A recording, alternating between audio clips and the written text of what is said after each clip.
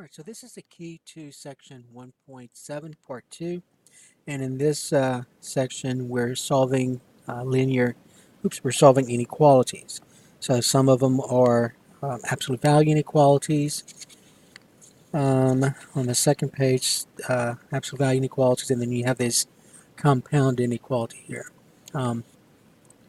So in number one, the way you want to do this, since you have two inequalities here, is to try and get the variable in the middle by itself.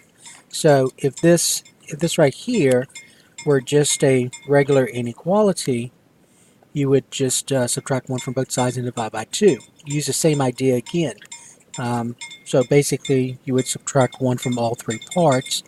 A negative 3 and a negative 1 is a negative 4 is less than or equal to, combined like terms is a 0, is less, okay, negative 4 is less than or equal to 2x is less than 6.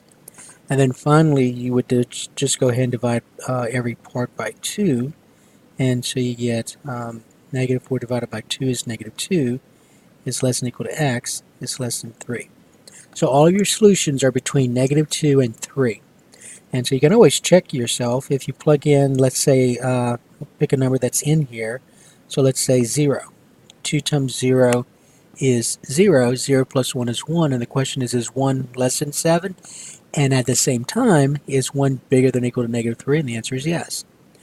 So if you pick, let's say, 3, let's see why 3 is not a solution, because there's no equal sign. So let's see why, though, it would not be a solution. 2 times 3 is 6, 6 plus 1 is 7, but the question is 7 less than 7? No, 7 is not less than 7, 7 equals 7.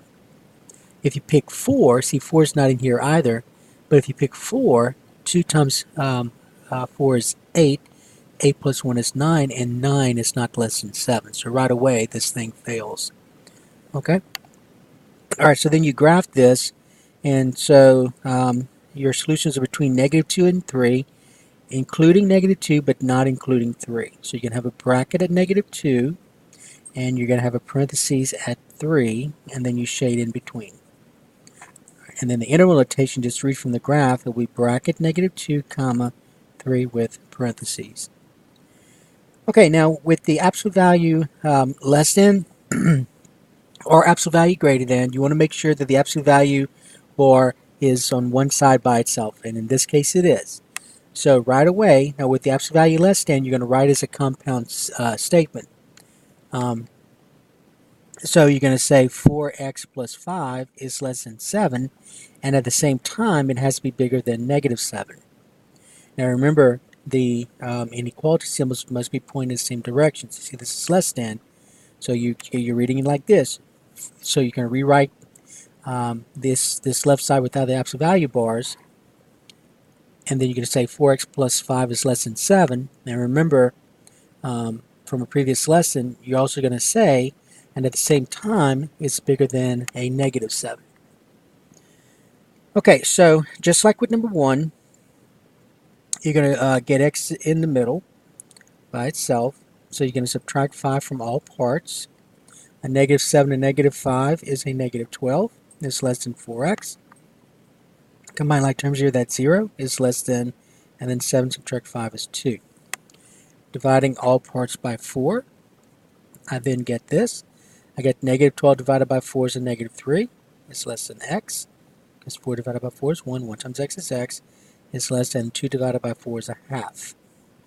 Alright, and so your solutions are between negative 3 and a half. So you're going to have parentheses at negative 3, just like that. And you're going to have a half, let's see, is in the middle, 0 and 1, so let's say it's here. And then you shade in.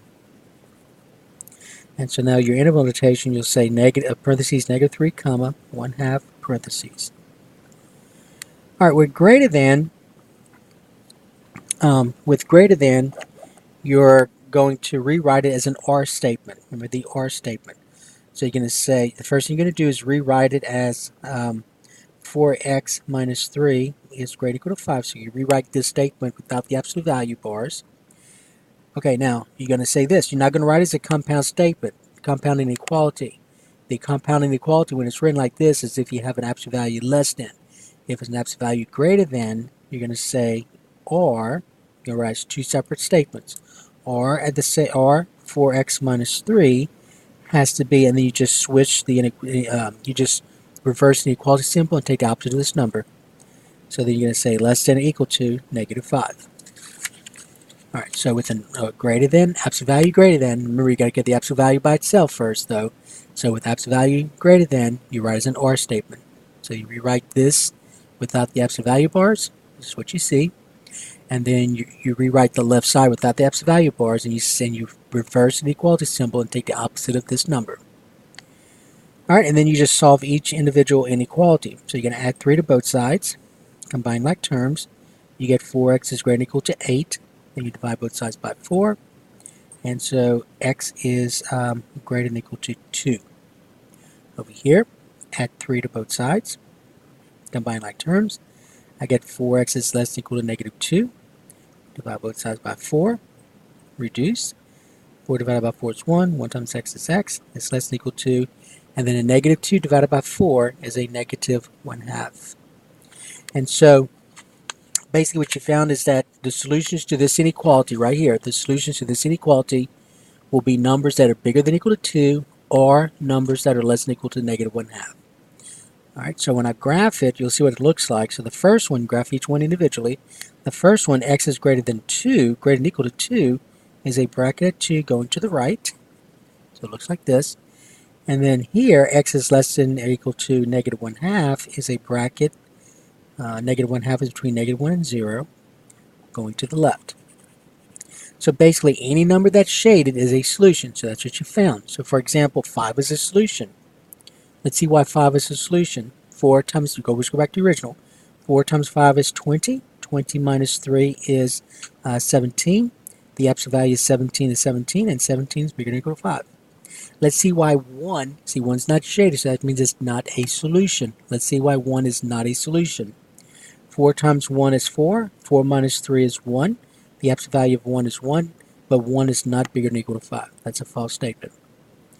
Okay, now when you have that OR statement right here, when you write an OR statement, you see, most of the time, almost all the time, but not always, it'd be two separate graphs like this, pointing in different directions. Now, as an interval notation, you read a graph from left to right. So as I read it from graph from left to right, see this arrow here, this arrow that we drew is pointing towards negative infinity. So remember, with negative infinity or positive infinity, you always use parentheses.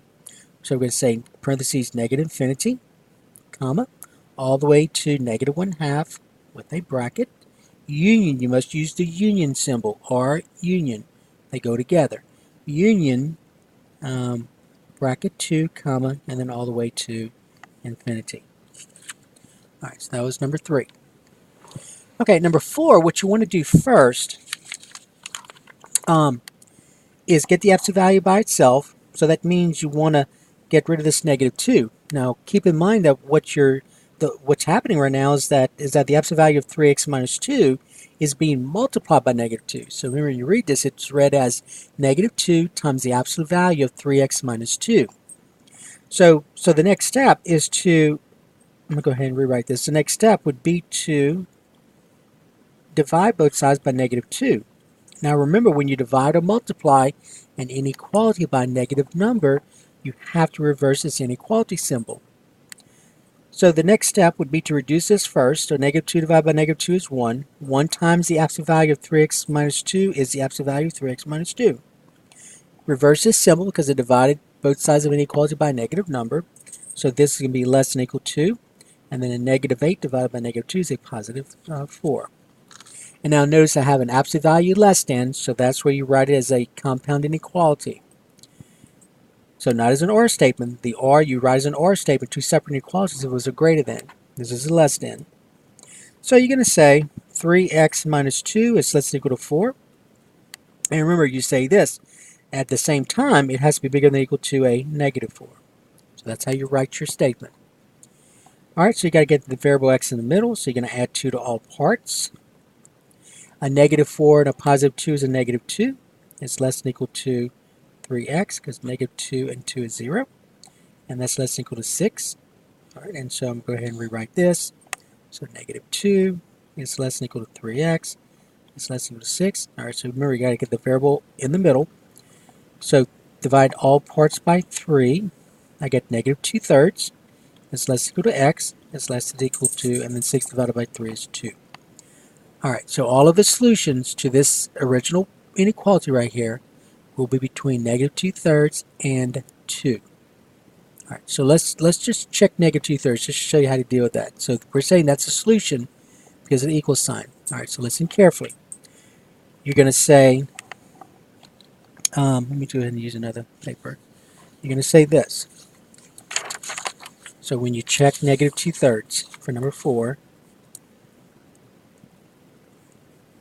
alright, so let's check negative 2/3. Alright, go back to the original. So here's my original. Alright, so in place of x, I plug in negative 2/3. So remember, we're just checking. You don't have to. So you say 3 times negative 2/3 minus 2, absolute value. You want to see if that's greater than or equal to negative 8. That's the question. Alright, so let's think. 3 times a negative 2. Well, the 3's divide out, and so you get 1 times a negative 2 is a negative 2. So you get a negative 2 plus a negative 2. That's what this says right here. And you want to see if that's greater than or equal to negative 8. Well, negative 2 and a negative 2 is a negative 4. Now remember, that's still absolute value. And so the absolute value of negative 4 is 4. So you get negative 2 times this 4, a positive 4. And we see that's bigger than or equal to negative 8. And you'll notice that negative 8 is indeed greater than or equal to negative 8. It's equal to. So that's why negative 2/3 is a solution, because of the equal sign. Alright, now in terms of the graph, you're going to have to estimate where negative 2/3 is. So negative 2/3 is between 0 and negative 1, more than a little halfway towards negative 1. So let's say it's about here. And so 2 is here with the bracket, and then you shade in everything between. So just estimate where negative 2/3 is. Just make sure wherever you put it is between 0 and negative 1. And so the interval notation will be bracket negative 2/3, comma, 2 with a bracket. Okay, number 5. Alright, number 5, the absolute value is by itself. It is a greater than, so you use an OR statement. So the first thing you're going to do is rewrite this without the absolute value bar. So you're going to say 2 minus x is greater than 4. Or, and then you're going to say 2 minus x, so you rewrite it without the absolute value bars. But this time you're going to change the symbol, reverse the symbol, and take the opposite of this number. So it'll be less than negative 4.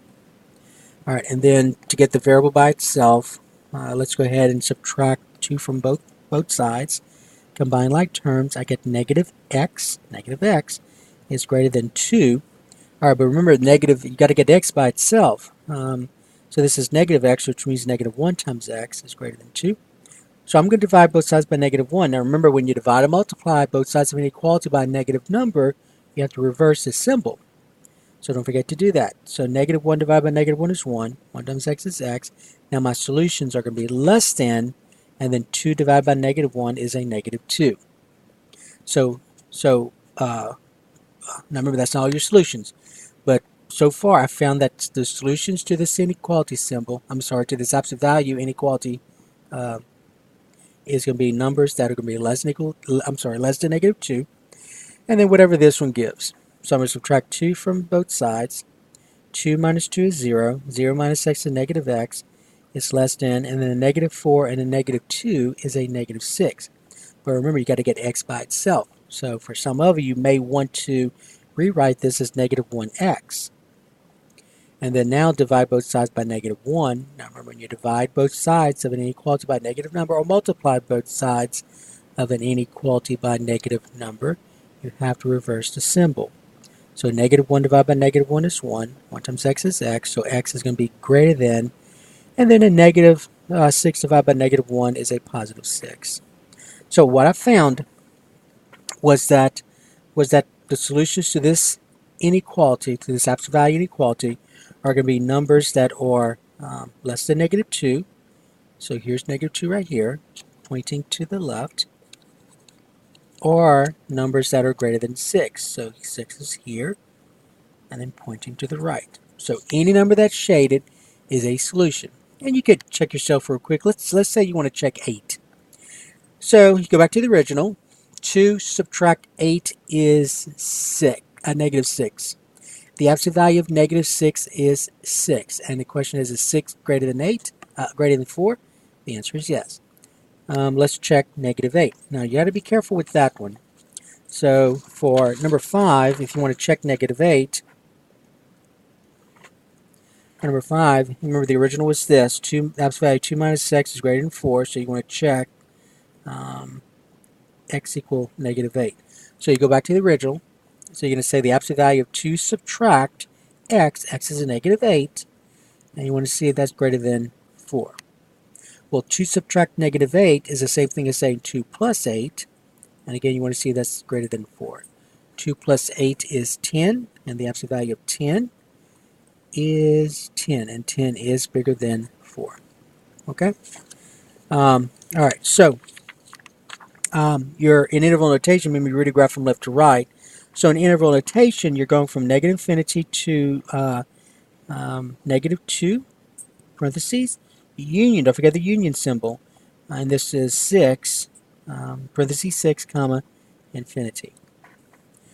Okay, now in this one, the absolute value is by itself, which is what you wanted.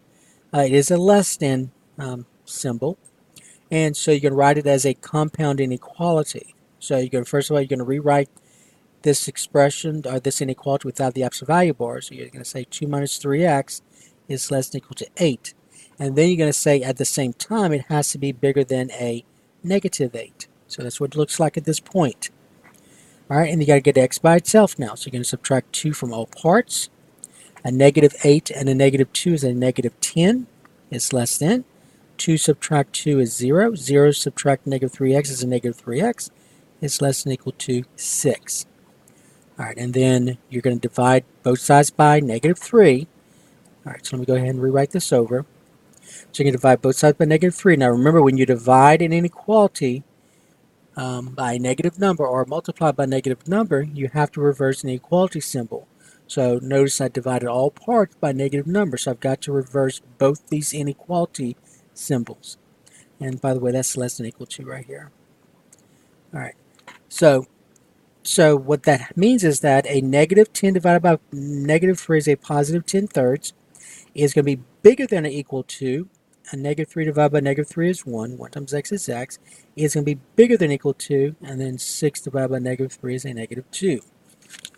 Alright, now you may want to rewrite this inequality symbol, because if you notice that whenever we had this compound inequality, whenever you had a compound inequality like this, the smaller number was always on the left. So it was always this was always a less than, or less than equal to. So the smaller number is always on the left.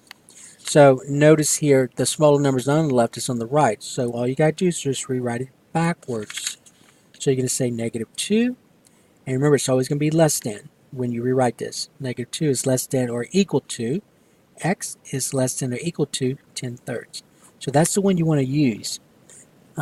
Okay, because if for some of you, now you didn't have to write this, you could have left it like this, but for some of you, you would probably somehow put 10 thirds to the left of negative 2, and that's not correct. Alright, so remember, we always go from smallest to largest, so that's why you got to rewrite it smallest to largest. Okay, so negative 2 is here with a bracket. And then 10 thirds, remember 10 thirds is 3 1/3. That's 10 thirds. So 3 1/3 is between 3 and 4, closer to 3 with a bracket. So let's say it's here, right here. And then you shade everything between them. Alright, and so your interval notation would be bracket negative 2 comma 10 thirds with a bracket. Okay? Alright, so that takes care of section 1.7, part 2.